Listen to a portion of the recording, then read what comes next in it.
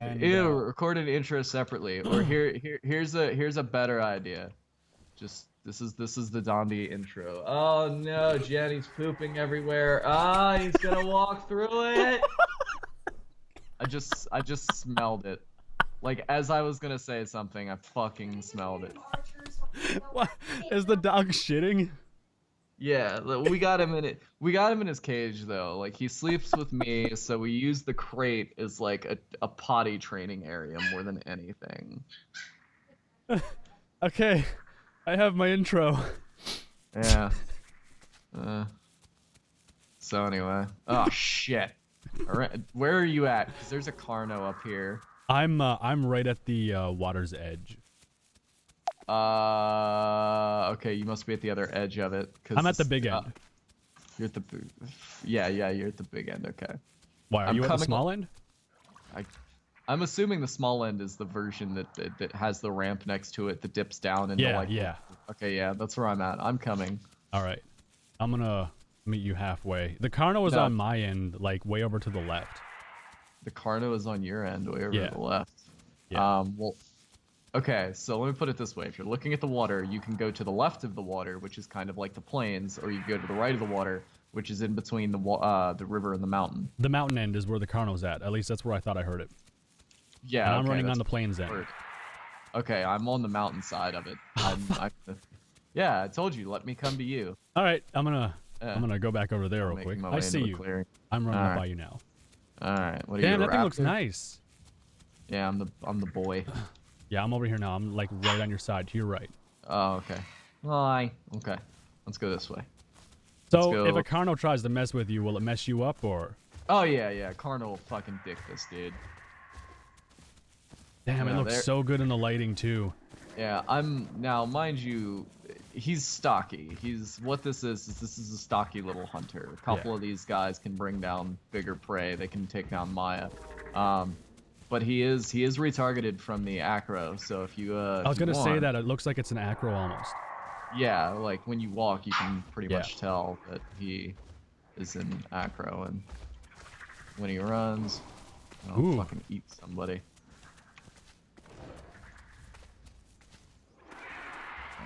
I don't know where that corner is. You want me to take a look up and see? No, it's fine. It's way off in the distance anyways.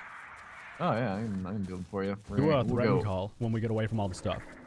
Alright, well, where are you at? I'm just right in front of you. Okay. This in-game recording feature, by the way, is the greatest thing since sliced bread. Just so you know. Yeah, I know. Definitely is a god. For all of his idiosyncrasies, that man is, generally speaking, pretty much a genius. Do you have any other plans with the recording feature in game? Like, is there anything you can do with that? Yeah, there's a lot actually. What can you do with it? We're talking about having something set up on the new island, where all the security cameras are. Yeah. If you basically if you get them running, it does a live feed into the website. So you just like see everything that's going on in an official server.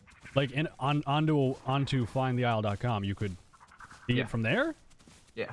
Wait, you can see what's happening in game from a video stream that's happening on a camera in the game. Huh?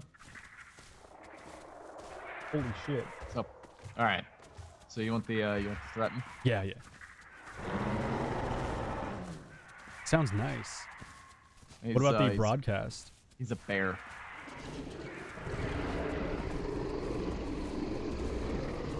Who's the person that does your sounds again? Richard, dude that did Primal Carnage's, not the first few sounds of Primal, but he did like the acro and a bunch of other crazy shit. Jesus, the acro is one of my favorite sounding creatures too in this game. Yeah, when we got our acro in, I remember saying we were in a meeting and I didn't know that Richard did the sounds for the Primal Carnage acro, and I was like, man, I really like the acro sounds from Primal. I wonder what they were like.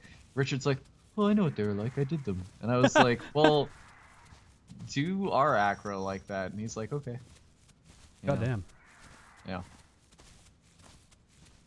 Yep. So let's see. Oh, there's another thing here. Don't go near my mouth. I'm gonna show you something. Okay. Yeah. So So we've got a new blending, and it's very apparent on some dinosaurs as opposed to others. But you'll notice here when I bite, there's a full body, and when I'm walking, Okay, yeah. you have to actually aim it when you're moving around. That's complete. Okay, So that's very different. yeah, well, the reason for it is if you check now, it might not look great on the Ceratosaurus because we're still refining his animations, but let's do his broadcast here.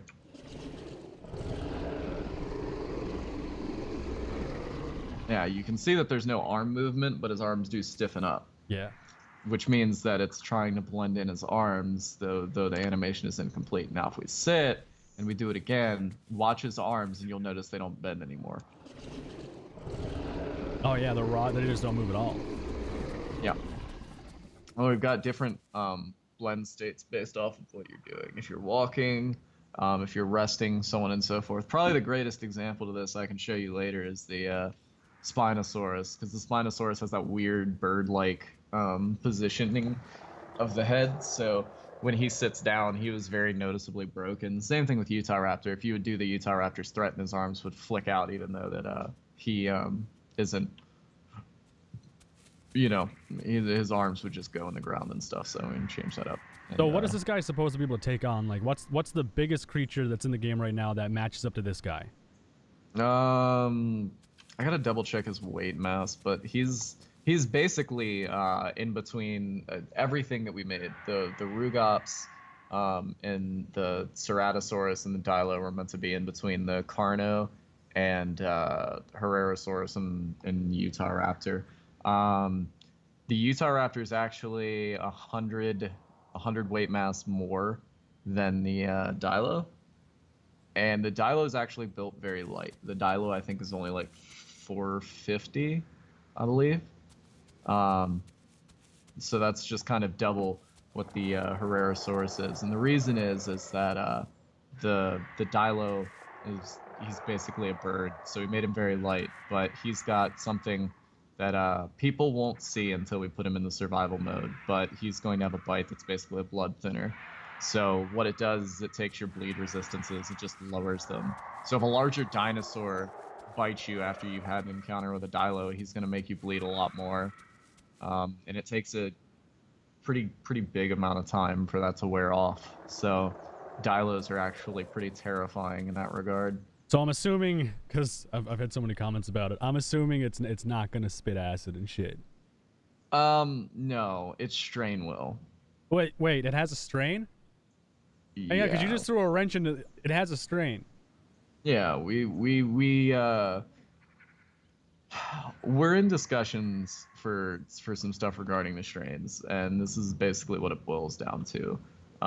In the original design document of the Isle, what we initially wanted to do with this game and where it eventually was going to go was that we wanted people to play through life cycles of animals in a survival setting where it doesn't completely destroy everything.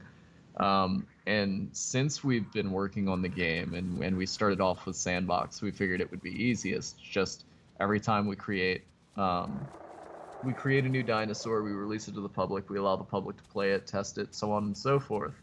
And the trend caught on where everyone's like, oh yeah, I just want to play as a dinosaur. I don't care for surviving or anything like that, and I can sympathize. I really can. Sometimes you get home and you don't want to survive. You just want to play as a fucking dinosaur. So, we're not going to phase out Sandbox. We're actually going to create an official mod thing for it.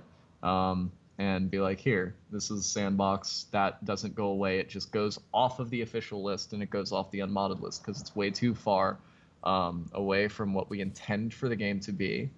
But we're not saying it's bad. So it's just, here's a mod that we're going to kind of safeguard and we'll support and we'll make sure that Sandbox doesn't particularly break. So players don't have to worry about it ever phasing out of existence. And then we're going to take progression and light it on fire and throw it in the box and just let it die. But, all right, we're about to have a problem here. Yeah. Can you take on a baryonyx? I was just about to mention that, but I didn't want to cut you off. Not both of them, but they don't know that. But they don't know that. But they don't know that.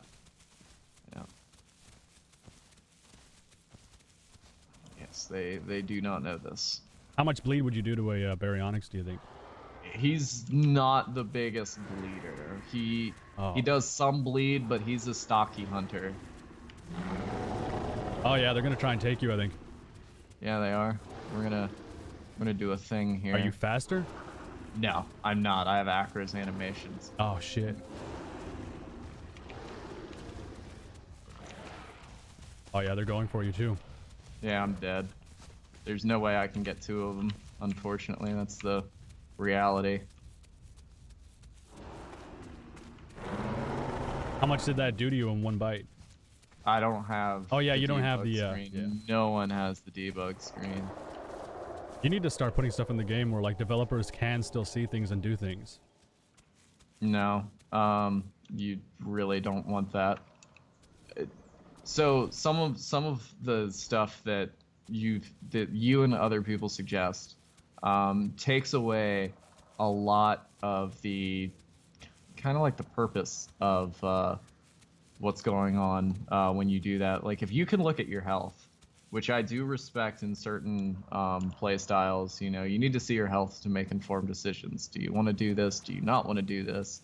Based off of your total health. But the problem that you're going to run into is that when people can see their total health, it kind of ruins the point of playing an animal, really. And oh god, I pissed them off. The berry? That's fine. Yeah, I ran up and bit them. I bled out over the hill. You did? Yeah, they got 3 bites on me. Oh shit. Yeah. He just got me too. But being able to basically see and do things based off of a numerical value, it ruins the whole purpose of being an animal, you know? As a human, it's a little different. You can see a screen that'll tell you your overall stats and stuff. Sure, fine, great, whatever. But as an animal, we wanted to keep it a little more guesswork. We actually had that discussion Saturday on if we wanted this to be like a numerically competitive game and skill-based, or, you know, do we want it to be guesswork, and how can we prevent people from being basically extremely frustrated if they wait, where the hell am I? It's basically being extremely frustrated if they die by seemingly random events.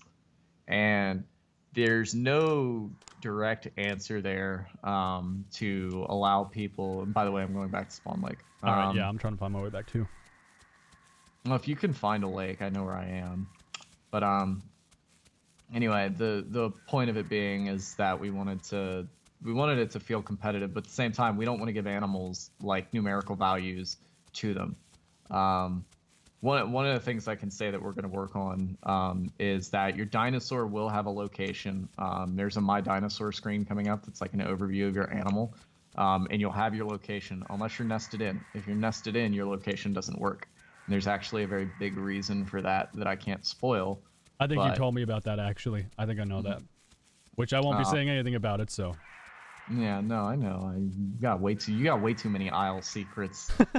Anyway, we want the dinosaurs to feel competitive, but we don't want to give them the answer to like what's your health and all this other stuff. And we're kind of we've got a remake of the HUD coming out.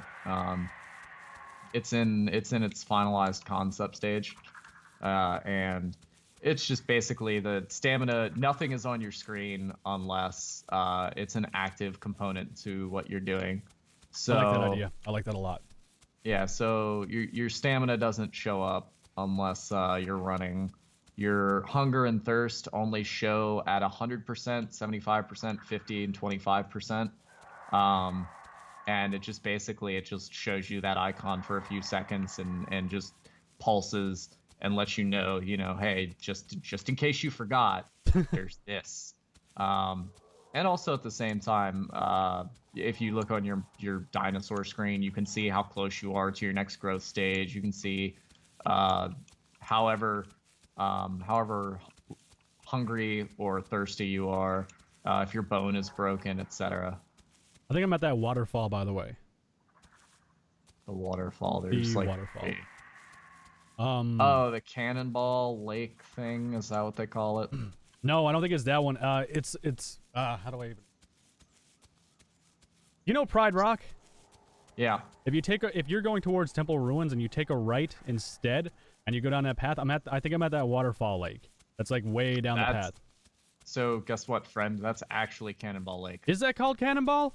That's the one that used to be called Cannonball that you could run off and jump down into. We just added an emitter there. Yeah, I know where you are. I'll come. Okay, all right. Because I think I'm there. I remember Cannonball was a different spot though, or I must have had it messed up or some shit. No, you had to have had it messed up because that's in the pit in that big basin/valley area. I'm on my way. All right, I'm here. Yeah, this is it. Yeah, you can put this one in. All right. Yeah. One of the most important bits that we learned from progression is two things. Number one is we cultivated the wrong mindset for this game, and number two is that people can't be trusted being at the top of any sort of food chain or ladder. And so what I mean by cultivating the wrong mindset, a decent example would be Red Dead Redemption. The way you got levels in that game and got mounts tied to your level. I think level 50 was the albino buffalo. The albino buffalo was not the best mount, but it was an albino buffalo, and you're level 50, so you should have the albino buffalo because it's the last thing you can get. It's a status symbol. The T-Rex in the Giga and the Spino are like the last animals you can get. People are expecting them to be the absolute strongest, because they're the last things you can get in progression, which is, it's half true. Like, they're the strongest things you can get in respect to raw power, but they're not particularly like the best animal. They're not all around, like if you could pick anything, why would you pick anything other than these three? And people don't really seem to get that. And we also didn't kind of have a system where people could easily recognize like, oh, hey, maybe this isn't like the smartest choice to go for every time. The best kind of all-around hunter is Utahraptor and Allosaurus. I think Allosaurus actually is, as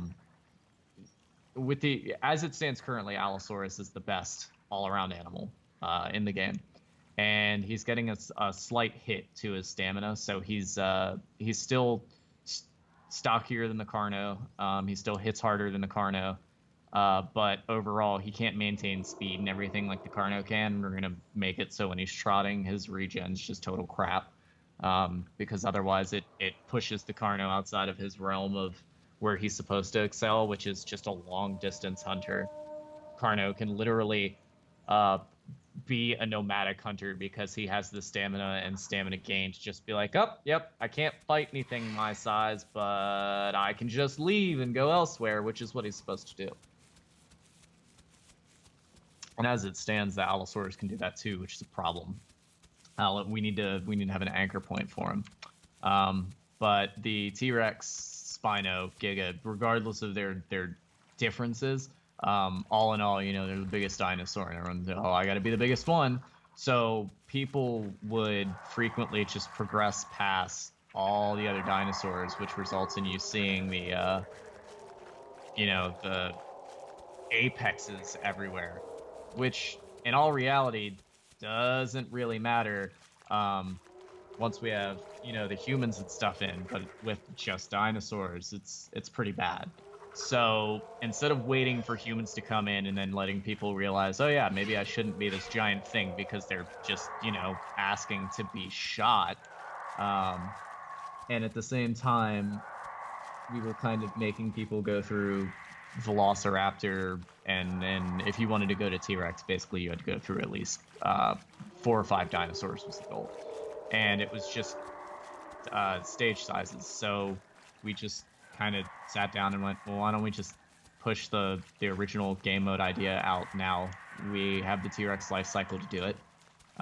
It can be tested with him, and then we can move on to adding in X, Y, and Z that we want for other dinosaur life cycles that people can play as.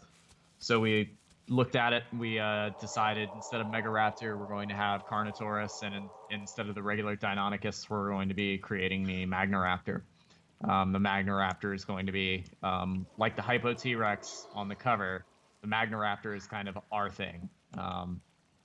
You know, Primal Carnage has an Oviraptor. Jurassic Park has quote unquote Velociraptor, the big bastard. I feel as if they should have their own name for it, so I don't actually say it, and someone's thinking I'm talking about the little baby one that we have. But in general, we needed to create something that was unique to our game, that wasn't particularly a strain, and at the same time, for people to understand, you know, okay, well, that's why this thing has scales. That's why some of our animals have scales, and some of them won't. And so that was pretty much it. If we can allow, if people want to play a T-Rex and they're gonna grind to a T-Rex, you know, let's not stop them from grinding to a T-Rex. Let's not force them to go through a bunch of other animals. Let's just let them start as a T-Rex. Make them start as the smallest thing people play as. It's a juvenile, so it doesn't have the full body capability of its adult or even subadult counterparts. So let's make it weaker than things in that general size range, so it disincentivizes them to just kind of casually, you know, I'm going to play as a juvenile and run to the same spot and heckle people until I die. You're fragile. So fuck it. You know, you go through a juvenile, a subadult, and an adult phase that takes just as much time as it did before to progress to a full adult T-Rex. The only difference is you're a T-Rex the entire time. Same thing with the Carno. So if it takes you, you know, let's say it takes 4 hours to get to a Carno right now. When you pick a Carno and you start off as a juvenile, in 4 hours you'll be an adult. With the T-Rex, I think it's like 8. So when you pick as a juvenile as a T-Rex, 8 hours, you're a full adult T-Rex, starting from a juvenile. So you're playing through the full life cycle of one animal as opposed to going through a bunch of them. And at the same time, it allows us to develop vertical gameplay. We've got almost all the dinosaurs now to an acceptable standard where we want them to be, for NPCs to control and for players to control in Sandbox.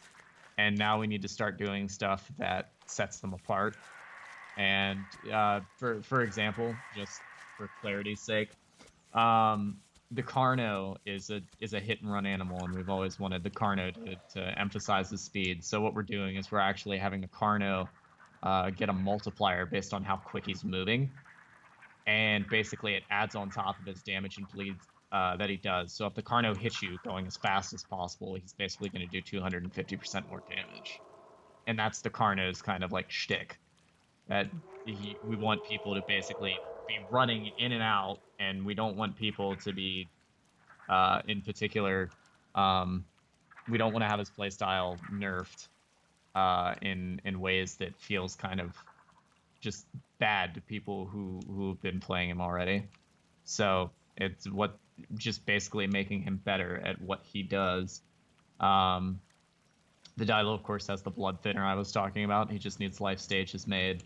The Pounce that everyone's seen back in the day from Austro and now Utah is going to the Magna Raptor Vulgus. So his thing is that he can jump on prey, both large and small, and he'll actually be of an appropriate size to where it's easy to do. And one of the other things that we had an issue with, both in progression and Sandbox, is allowing people to grow through these stages, like just splitting them up between 2 blueprints and having you start off at 20% size and growing up to 60 to 80% before it's swapped over to a new blueprint. If you were to pounce on an animal, I'm going to use Myosaur and I'm going to use Triceratops as 2 different examples. In Jake's words, he basically says ceratopsians are built like brick shit houses, which they are.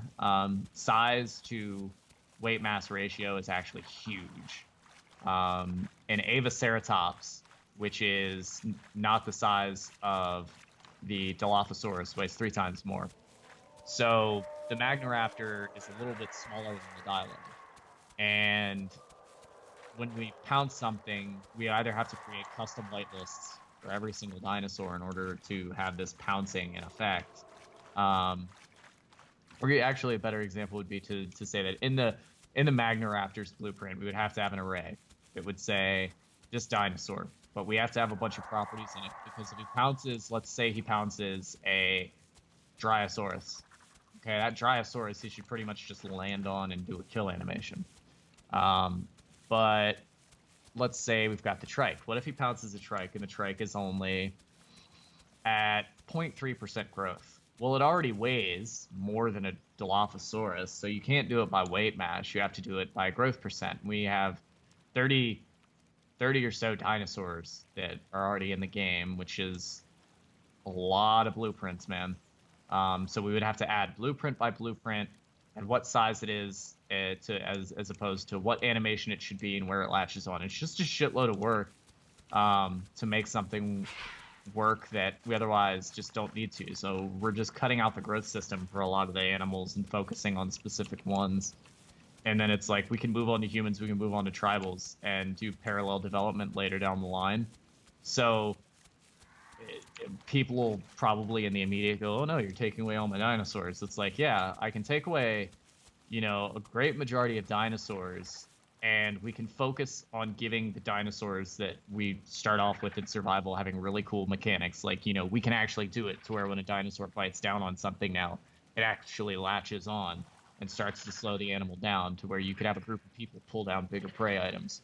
Or we can stick with what we have now, doing development the way we have now, and everything can feel kind of like Ark, where two animals just face tank each other until they die, or, you know, you're just kind of biting at one another, and there's nothing satisfying there.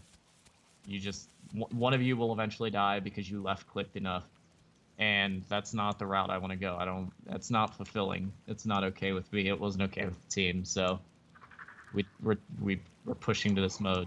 And we'll get new dinosaur life cycles in as we get to them. Also, where the hell are you at in the swamp? I'm not even sure. Like, I'm inside this swamp somewhere. If you broadcast, I'll be able to find you. Okay, you're gonna hear a creepy sound. All right. That's that. What the? Is that the thing? It's the Dilo. That's the Dilo. That's the Dilo that hit that whistling. Yeah, with it'll get deeper and have some. That sounds cool as shit. Yeah. The Dilo when he came out, when we all heard this. I see you. Is this you? Yeah, when the Dilo came out and we heard that noise, we told Richard, we said, this is what every animal has to sound like that that quality. Because when we heard it for the first time, Brian and I were trying to find each other in the redwoods. You know, we had heard the sound by itself, but you can't appreciate a sound until you've got it in the environment. And we're walking around and Brian does this fucking call, and I was just like, what the fuck is that? And he goes, that's the friendly call. And I was like, okay, so like just stay here. I'm gonna go to another side of the swamp and just listen to this. You ready? Yep. That's so cool. What one are you using? That's friendly. That is so cool. Holy shit. Yeah. I fucking love it. All right, I'm coming back to you. All right. Well, I'm going to clue this up now, okay? Yeah. All right, guys. Well, that is it for the exclusive look at the Ceratosaurus and some of the Dilo, too, along with some of the other creatures. I'm going to try and find out more about the strain on the Dilo, hopefully, in an upcoming video. But thank you guys for watching. If you did enjoy it, well, then leave a like. Let me know your comments down below on everything that you've learned basically in this video. You can find Dondi over on a Twitch link, which I will give you in the description of the video and in the comments section. You'll find it pinned somewhere down there. And yeah, I'll see you in the next video.